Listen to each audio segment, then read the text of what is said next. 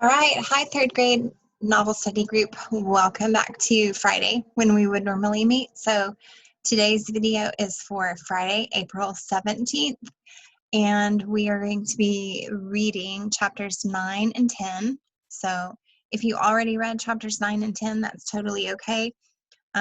If you didn't and you want to listen to me read it to you while you follow along, either in your book that you have, or you want to follow along with the digital version that's on the screen that I will share with you, you can do that too. So, and then like I did last time, I'll have the description.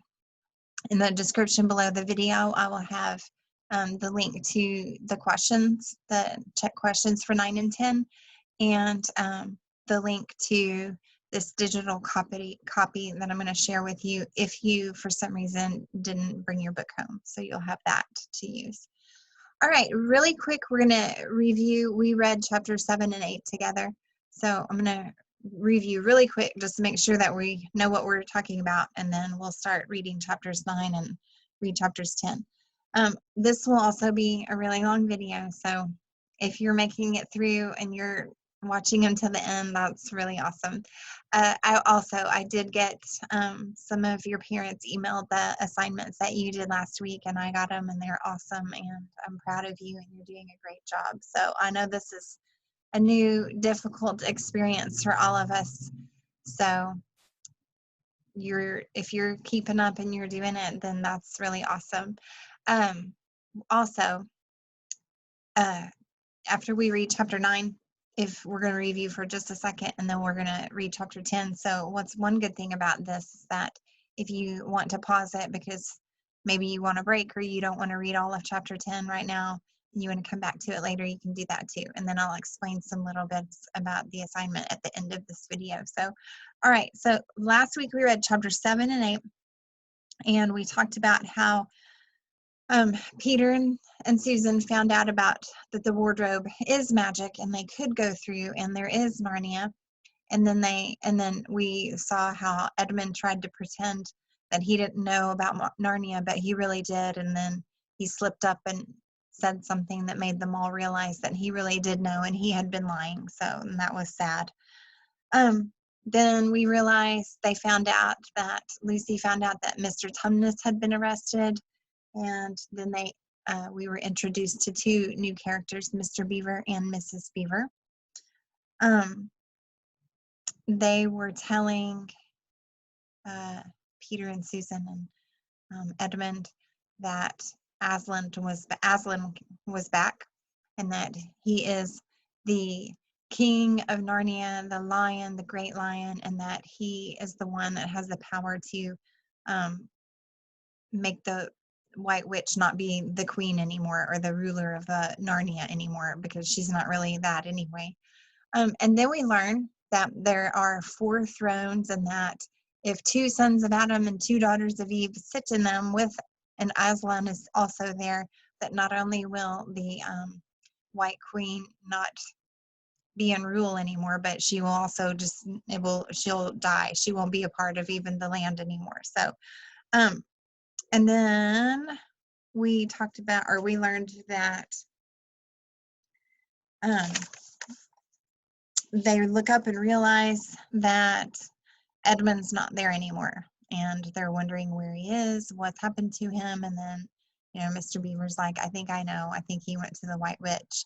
And so then they all start trying to think back, at what point did he leave? Because they're trying to figure out, did he hear what we were saying? Does he know about the meeting with Aslan at the stone table? And so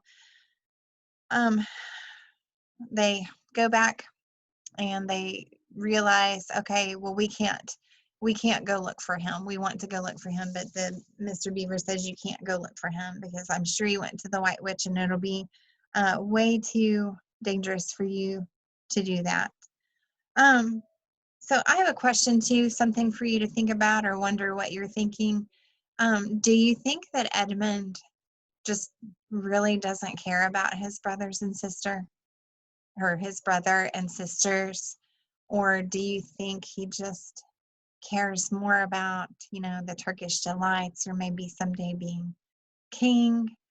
Or is he acting that way because he just doesn't believe that she's really the White Queen, the White Witch is really bad?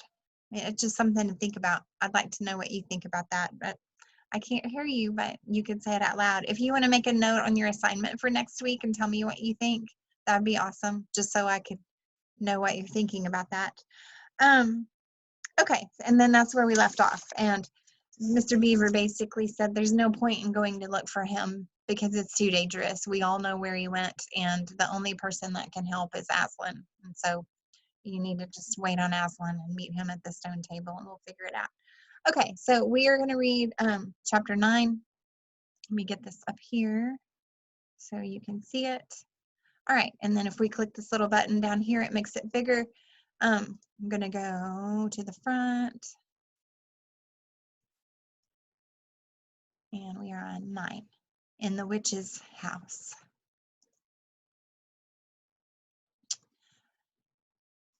All right, and now, of course, you want to know what happened to Edmund. He had eaten his share of dinner, but he hadn't really enjoyed it because he was thinking all the time about Turkish delights. And there's nothing that spoils the taste of good ordinary food half so much as the memory of bad magic food.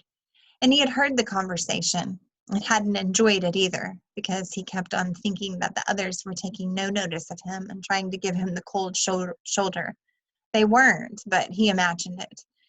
And then he had listened until Mr. Beaver told them about Aslan, and until he had heard the whole arrangement for meeting Aslan at the stone table. It was then that he began very quietly to edge himself under the curtain which hung over the door. For the mention of Aslan gave him a mysterious and horrible feeling, just as gave the others a mysterious and lovely feeling. Just as Mr. Beaver had been repeating the rhyme about Adam's flesh and Adam's bone, Edmund had been very quietly turning the door handle, and just before Mr. Beaver had begun telling them that the White Witch wasn't really human at all, but half a djinn and half a giantess, Edmund had got outside into the snow and cautiously closed the door behind him. You mustn't think that even now Edmund was quite so bad that he actually wanted his brother and sisters to be turned into stone. He did want Turkish delight, and to be prince, and later a king, and to pay Peter out for calling him a beast, as for which the queen would do with the others. He didn't want her to be particularly nice to them, certainly not to put them on the same level as himself, but he managed to believe, or pretend he believed, that she wouldn't do anything very bad to them. Because, he said to himself, all these people who say nasty things about her are her enemies, and probably half of it isn't true. She was jolly nice to me anyway, much nicer than they are. I expect she is the rightful queen, really. Anyway, she'll be better than that awful Aslan. At least, that was the excuse he had made in his own mind for what he was doing. It wasn't a very good excuse, however, for deep down inside him, he really knew that the White Witch was bad and cruel. The first thing he realized when he got outside and found the snow falling all around him was that he had left his coat behind in the beaver's house. And of course, there was no chance of going back to get it now. The next thing he realized was that the daylight was almost gone, for it had nearly been 3 o'clock when they sat down to dinner, and the winter days were short. He hadn't reckoned on this, but he had to make the best of it, so he turned up his collar and shuffled across to the top of the dam. Luckily, it wasn't so slippery, since the snow had fallen, to the far side of the river. It was pretty bad when he reached the far side. It was growing darker every minute, with that and the snowflakes swirling all around him, he could hardly see 3 feet ahead. And then, too, there was no road. He kept slipping into drifts of snow and skidding on frozen puddles and tripping over fallen tree trunks and sliding down steep banks and barking his shins against rocks till he was wet and cold and bruised all over. The silence and the loneliness were dreadful. In fact, I really think he might have given up the whole plan and gone back and owned up and made friends with the others if he hadn't happened to say to himself, when I'm king of Narnia, the first thing I shall do will be to make some decent roads. And of course, that set him off thinking about being a king and all the other things he would do, and this cheered him up a good deal. He had just settled in his mind what sort of palace he would have and how many cars and all about his private cinema and where the principal railways would run and what laws he would make against beavers and dams, and was putting the finishing touches on some schemes for keeping Peter in his place when the weather changed. First, the snow stopped. Then a wind sprang up and it became freezing cold. Finally, the clouds rolled away and the moon came out. It was a full moon and shining on all the snow. It made everything almost as bright as day, only the shadows were rather confusing. He would never have found his way if the moon hadn't come out by the time he got to the other river. You remember he had seen, when they first arrived at the beavers, a small flowing river into the great one lower down. He now reached this and turned to follow it up. But the little valley down which it came was much steeper and rockier than the one he had just left, and much overgrown with bushes, so that he could not have managed it at all in the dark. Even as it was, he got wet through, for he had to stoop under branches, and great loads of snow came sliding off onto his back. And every time this happened, he thought more and more how he hated Peter, just as it all this had been Peter's fault. But at last he came to a part where he was more level and the valley opened out. And there on the other side of the river, quite close to him, in the middle of a little plain between two hills, he saw what must be the White Witch's house, and the moon was shining brighter than ever. The house was really a small castle.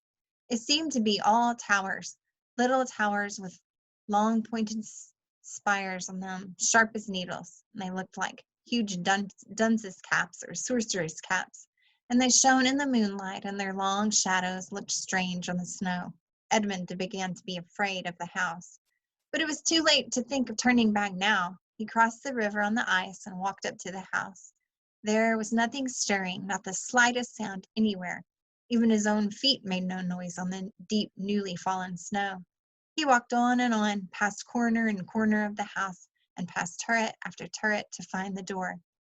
He had to go right round to the far side before he found it. It was a huge arch, but the great iron gates stood wide open. Edmund crept up the arch and looked inside into the courtyard, and there he saw a sight that nearly made his heart stop beating. Just inside the gate, with the moonlight shining on it, stood an enormous lion, crouched as if it was ready to spring. And Edmund stood in the shadow of the arch, afraid to go on and afraid to go back, with his knees knocking together.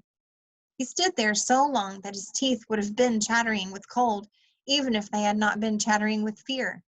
How long this really lasted, I don't know, but it seemed to Edmund to last for hours. Then at last he began to wonder why the lion was standing so still, for it hadn't moved 1 inch since he first set his eyes on it. Edmund now ventured a little nearer, still keeping in the shadow of the arch as much as he could. He now saw from the way the lion was standing that it couldn't have been looking at him at all. But supposing it turns its head, thought Edmund. In fact, it was staring at something else, namely a little dwarf who stood with his back to it, about 4 feet away. Aha, thought Edmund, when it springs at the dwarf, then will be my chance to escape. But still the lion never moved, nor did the dwarf. And now at last Edmund remembered what the others had said about the White Witch turning people into stone. Perhaps this was only a stone lion, and as soon as he had that thought of that, he noticed that the lion's back and the top of its head were covered with snow. Of course it must be only a statue. No living animal would have let itself get covered with snow. Then very slowly, with his heart beating as if it would burst, Edmund ventured to go up to the lion. Even now, he hardly dared touch it, but at last he put out his hand very quickly and did. It was cold stone. He had been frightened of a mere statue.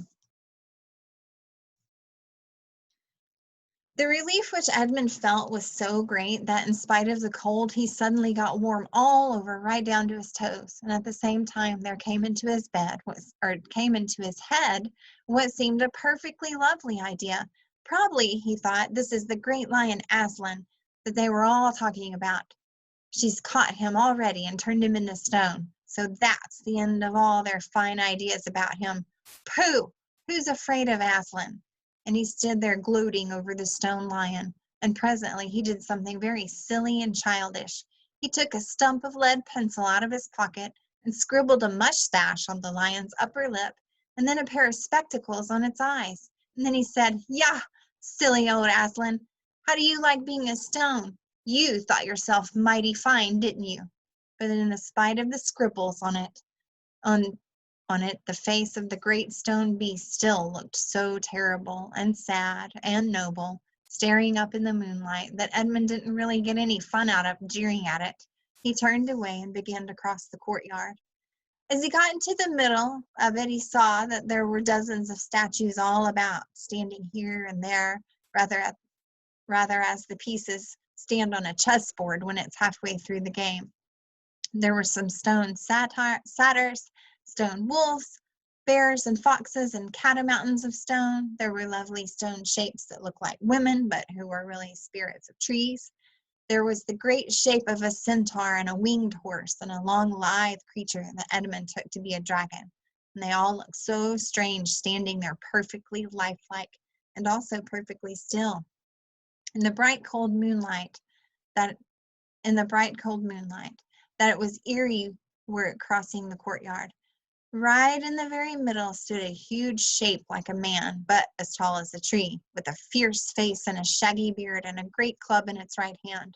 Even though he knew that it was only a stone giant and not a live one, Edmund did not like going past it. He now saw that there was a dim light showing from a doorway on the far side of the courtyard. He went to it. There was a flight of stone steps going up to an open door. Edmund went up them, and across the threshold lay a great wolf. It's all right, he kept saying to himself. "It's only a stone wolf. It can't hurt me." And he raised his leg to step over it. Instantly, the huge creature rose with all the hair bristling along its back, opened a great red mouth, and said in a growling voice, "Who's there? Who's there? Stand still, stranger, and tell me, who are you?" "If you please, sir," said Edmund, trembling so that he could hardly speak. "My name is Edmund, and I'm the son of Adam, and that her Majesty met in the wood the other day, and I've come to bring her the news about that my brother and sisters are now in Narnia, quite close, in the beaver's house. She wanted to see them." "I will tell her Majesty," said the wolf. "Meanwhile, stand still on the threshold as you value your life." And then it vanished into the house. Edmund stood and waited, his fingers aching with cold and his heart pounding in his chest, and presently the gray wolf Mogrim, the chief of the witches' secret police, came bounding back and said, come in, fortunate favorite of the queen, or else not so fortunate." And Edmund went in, taking great care not to tread on the wolf's paws. He found himself in a long, gloomy hall with many pillars, full as the courtyard had been of statues. The one nearest the door was a little fawn with a very sad expression on its face, and Edmund couldn't help wondering if this might be Lucy's friend. The only light came from a single lamp, and close behind this sat the White Witch. "I'm come, your Majesty," said Edmund, rushing eagerly forward. "How dare you come alone?" said the witch in a terrible voice. "Did I not tell you to bring the others with you?" "Please, your Majesty," said Edmund, "I've done the best I can. I've brought them quite close. They're in the little house on top of the dam just up the river with Mr. and Mrs. Beaver." A slow, cruel smile came over the witch's face. "Is this all your news?" she asked. "No, your Majesty," said Edmund, and proceeded to tell her all he had heard before leaving the beaver's house. "What? Aslan!" cried the witch. "Aslan! Is this true? If I find you have lied to me, please." "I'm only repeating what they said," stammered Edmund. But the queen, who was no longer attending to him, clapped her hands. Instantly, the same dwarf whom Edmund had seen with her before appeared. "Make ready our sledge," ordered the witch, "and use the harness without bells." All right, so that ends chapter 9. All right, so chapter 9 tells us what Edmund actually did hear when the beavers were talking to all of them in their home, talking about the meeting with Aslan and the stone table. So he heard all of that, and now we know that he did go to the White Witch's palace, And he did tell her all of that. While he's on his way there, he talks to himself and kind of argues in his head about how he wishes he wants, his brother and sisters to get, treated not so great, but he doesn't want the queen to hurt them really bad. So he kind of battles with that in his mind. It talks in the beginning how Edmund feels about the White Witch and how he thinks that maybe she's not really bad and that all the people that are saying bad things about her are just her enemies. And of course, they're going to say bad things about her because they're her enemies. But then it also gives you the explanation of how he really feels and what he really knows about the White Witch deep down in his heart. So I'm not going to spend a whole lot of time on that because that's one of your questions for next week. All right. So he goes to the castle, her castle, and he sees all of these statues. Remember the statues that Mr. Tumnus and the beavers spoke of, that she turns people and things into stone. So he sees all of them, and then he wonders, is that what these things are? When he goes to her, she's really mad, and she's really mad because he didn't bring Peter and Susan and Lucy with him. But then she gets kind of happy because, why? Because he tells her that about Aslan. So it's kind of hard to tell if she's really that happy about it or afraid, because we go back to look at 72 right here where she says, what, Aslan? Cried the queen. Aslan, is it true if I find you've lied to me? And Edmund says, please, I'm only repeating what they said. All right, so it's hard to tell in that description if she's mad or afraid or happy, but she does decide to get her sledge ready, which remembers her sleigh without the bells, to go. So, is she running away? Is she running to Aslan? Is she trying to go to the stone table? I mean, there's a lot of questions we could wonder about that. All right, so that ends chapter 9. We're going to start chapter 10. The spell begins to break. All right. Now we must go back to Mr. and Mrs. Beaver and the 3 other children. As soon as Mr. Beaver said, "There's no time to lose," everyone began bundling themselves into coats except Mrs. Beaver, who started picking up sacks and laying them on the table and said, "Now, Mr. Beaver, just reach down that ham, and there's a packet of tea, and there's sugar and some matches, and if someone will get 2 or 3 loaves out of the crock over there in the corner." "What are you doing, Mrs. Beaver?" exclaimed Susan. "Packing a load for each of us, dearie," said Mrs. Beaver very coolly. "You didn't think we'd set out on a journey with nothing to eat, did you?" "But we haven't time," said Susan, buttoning the collar of her coat. "She may be here any minute." "That's what I say," chimed in Mr. Beaver. "Get along with you all," said his wife. "Think it over, Mr. Beaver. She can't be here for a quarter of an hour at least." "But don't we want as big a start as we can possibly get?" said Peter. "If we're to reach the stone table before her?" "You've got to remember that, Mrs. Beaver," said Susan. "As soon as she has looked in here and finds we're gone, she'll be off at top speed." "That she will," said Mrs. Beaver, "but we can't get there before her, whatever we do, for she'll be on a sledge and we'll be walking." "Then we have no hope," said Susan. "Now, don't you get fussing, that's a dear," said Mrs. Beaver. "But just get a half-dozen clean handkerchiefs out of the drawer. Of course we've got hope. We can't get there before her, but we can keep under cover and go by ways she won't expect, and perhaps we'll get through." "That's true enough, Mrs. Beaver," said her husband. "But it's time we were out of this. And don't you start fussing either, Mr. Beaver," said his wife. "There, that's better. There's 5 loads in the smallest for the smallest of us. That's you, my dear," she added, looking at Lucy. "Oh, do please come on," said Lucy. "Well, I'm ready. I'm nearly ready now," answered Mrs. Beaver, at last allowing her husband to help her into her snow boots. "I suppose the sewing machine's too heavy to bring." "Yes, it is," said Mr. Beaver. a great deal too heavy. And you don't think you'll be able to use it while we're on the run, I suppose. I can't abide the thought of that witch fiddling with it, said Mrs. Beaver, and breaking it or stealing it, as likely as not. Oh, please, please, please do hurry, said the three children. And so at last they all got outside, and Mr. Beaver locked the door. It'll delay her a bit, he said, and they set off, all carrying their loads over their shoulders. The snow had stopped and the moon had come out when they began their journey. They went in single file, first Mr. Beaver, then Lucy, then Peter, then Susan, and Mrs. Beaver, last of all. Mr. Beaver led them across the dam and on the right bank of the river, and then along a very rough sort of path among the trees right down by the river bank. The sides of the valley, shining in the moonlight, towered up far above them on either hand. Best keep down here as much as possible, he said. She'll have to keep to the top, for you couldn't bring a sledge down here. It would have been a pretty enough scene to look at through a window from a comfortable armchair, and even as things were, Lucy enjoyed it at first. But as they went on walking and walking and walking, and as the sack she was carrying felt heavier and heavier, she began to wonder how she was going to keep up at all.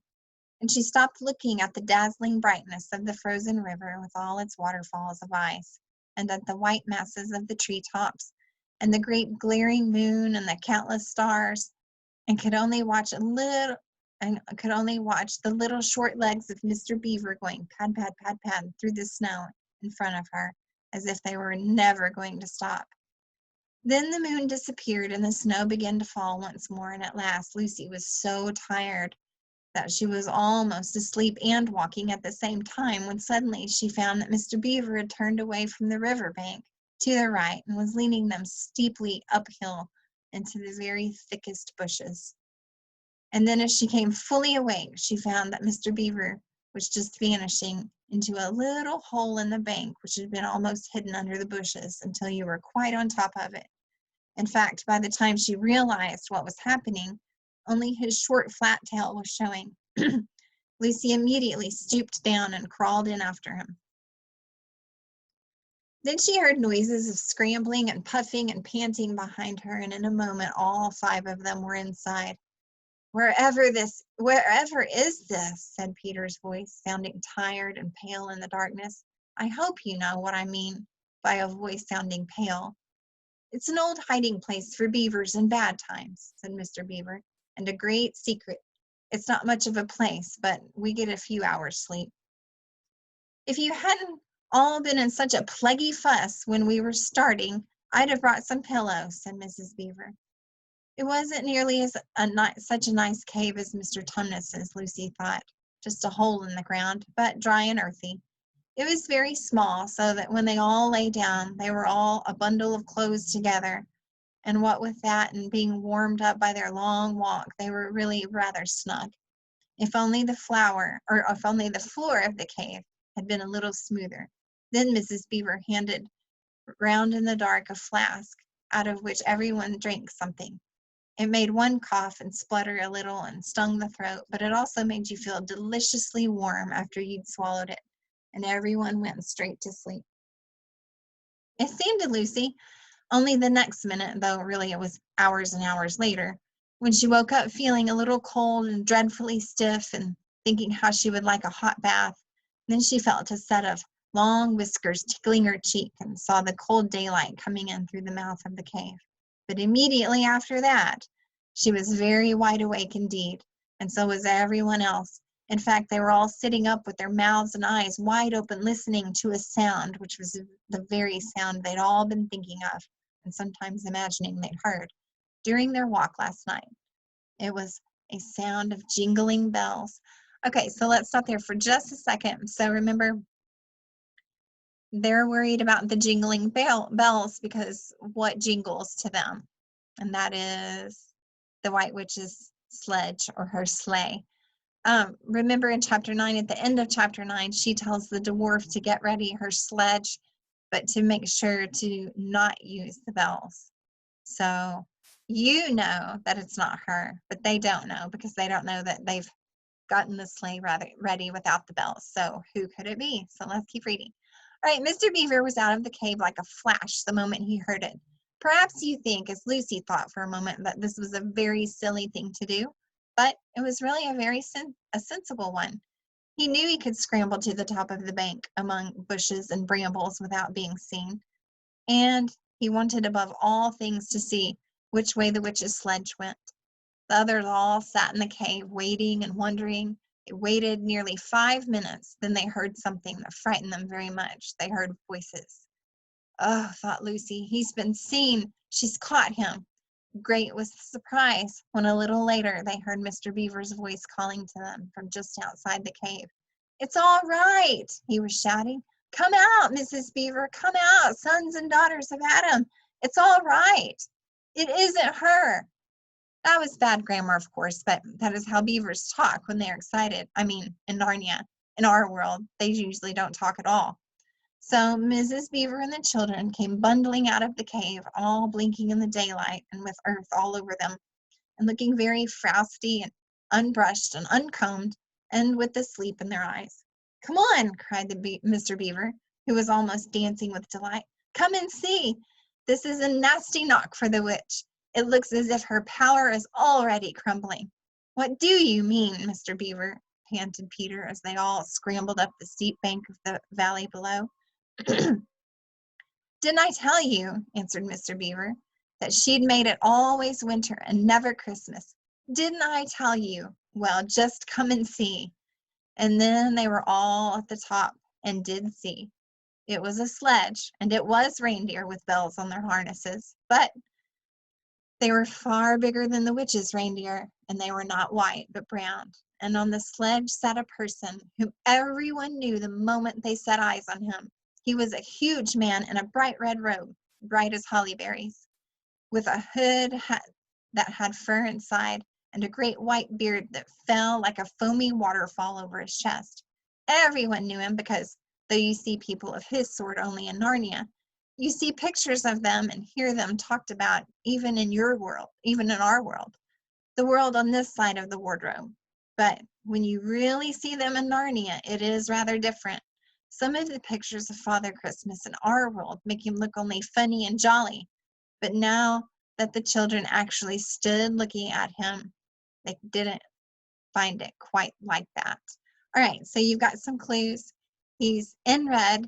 He's got a reindeer, and he's got a long white beard, and sometimes in our world, he's funny and jolly. So you should have a good idea of who he is, who this Father Christmas is.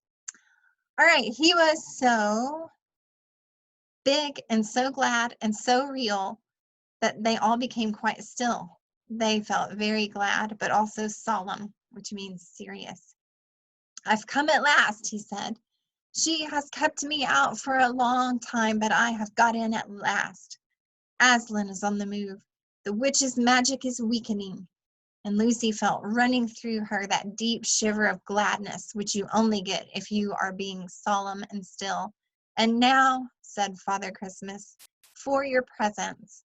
There is a new and better sewing machine for you, Mrs. Beaver. I will drop it in your house as I pass. If you please, sir, said Mrs. Beaver, making a curtsy. It's locked up. Locks and bolts make no difference to me, said Father Christmas.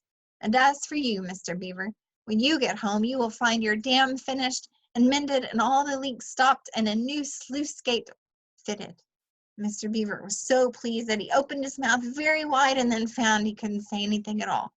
Peter, Adam's son, said Father Christmas. Here, sir, said Peter. These are your presents, was the answer. And they are tools, not toys. The time to use them is perhaps near at hand. Bear them well. With these words he handed to Peter a shield and a sword. The shield was the bright color of silver, and across it there ramped a red lion, as bright as a ripe strawberry at the moment when you pick it. The hilt of the sword was of gold, and it had a sheath and a sword belt and everything it needed, and it was just the right size and weight for Peter to use. Peter was silent and solemn as he received these gifts, for he felt they were of a very serious kind of present. Susan, Eve's daughter, said Father Christmas, These are for you. And he handed her a bow and a quiver full of arrows and a little ivory horn. You must use the bow only in great need, he said. I do not mean for you to fight in battle. It does not easily miss. And when you put this horn to your lips and blow it, then, wherever you are, I think help of some kind will come to you. Last of all, he said, Lucy, Eve's daughter. Lucy came forward. He gave her a little bottle of what looked like glass, but people said afterward that it was made of diamond, and a small dagger. In this bottle, he said, there is a cordial made of the juice of one of the fire flowers that grow in the mountains of the sun. If you or any of your friends is hurt, a few drops of this will restore them, and the dagger is to defend yourself at great need. For you also are not to be in the battle. Why, sir? Said Lucy. I don't know, but I think I could be brave enough. That is not the point, he said, but battles are ugly when women fight. And now, here he suddenly looked less grave. Here is something for the moment for you all. And he brought out, I suppose from a big bag at his back, but nobody quite saw him do it, a large tray containing 5 cups and saucers, a bowl of lump sugar, a jug of cream, and a great big teapot, all sizzling and piping hot. And then he cried out, Merry Christmas! Long live the true king! And cracked his whip, and he and the reindeer and the sledge and all were out of the sight before anyone realized that they had started. Peter had just drawn his sword out of its sheath and was showing it to Mr. Beaver when Mrs. Beaver said, now then, don't stand talking there till the tea's got cold, just like men. Come and help to carry the tray down, and we'll have breakfast. What a mercy I thought of bringing the bread knife. So down the steep bank they went and back to the cave, and Mr. Beaver cut some of the bread and ham into sandwiches, and Mrs. Beaver poured out the tea, and everyone enjoyed themselves. But long before they had finished enjoying themselves, Mr. Beaver said, time to be moving on now. All right, so that ends chapter 10. So let's review for a little bit. All right, so at the beginning of chapter 10, the beavers are packing up with the children, and they're going to leave to flee because they think the White Witch might come to the beavers' home, plus they have to meet Aslan at the stone table. So they stop and are led to by Mr. Beaver a secret hole in the ground. So they go and hide and take a nap. When they wake up, they hear bells. Now, you knew it wasn't the White Witch, but they didn't. So Mr. Beaver goes out to check, and it's not the White Witch. It is, the book tells you it's Father Christmas. You know him as something else, but I'm not gonna go on about that because that's gonna be one of your questions on your assignment for next week. So you gotta tell me who that is. All right. And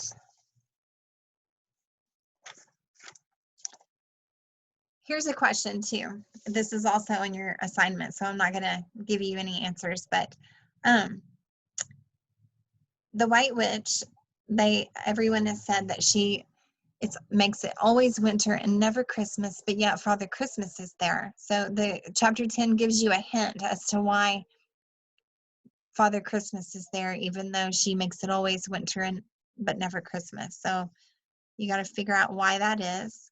All right, so he gives them gifts.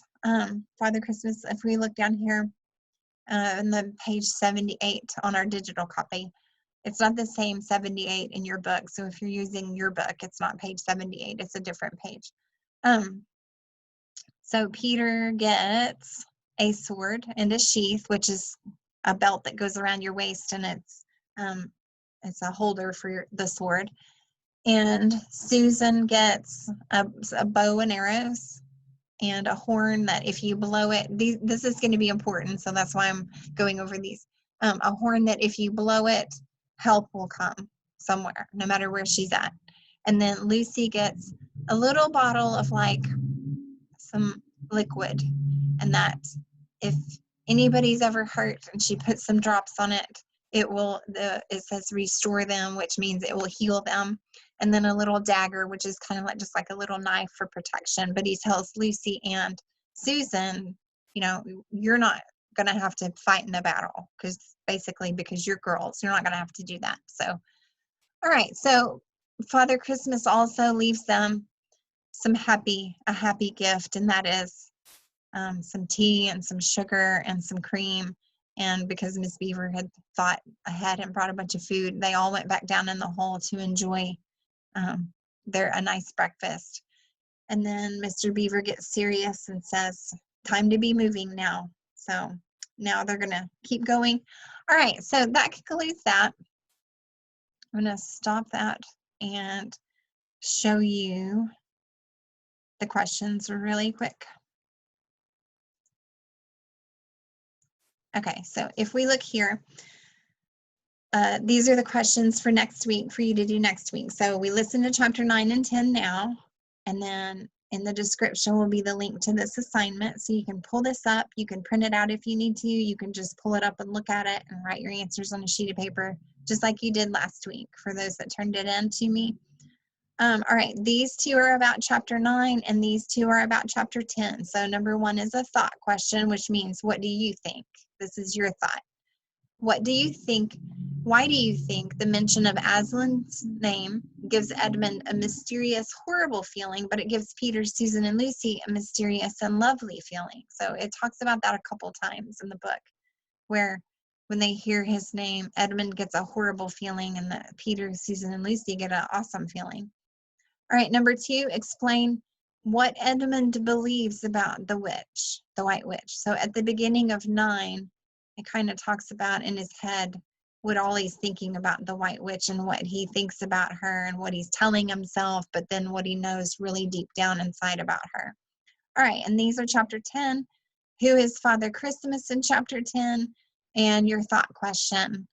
The White Witch makes Narnia always winter and never Christmas, so how was Father Christmas able to be there delivering gifts? All right. So that is your question. So here's what you're going to do.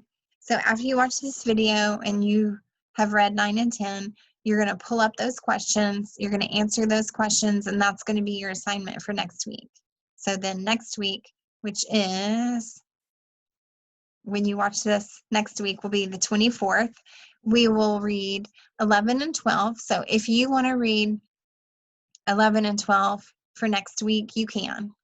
Or if you want to wait and listen to me read it while you follow along either in your book or on the digital copy, you can do that too. That's up to you.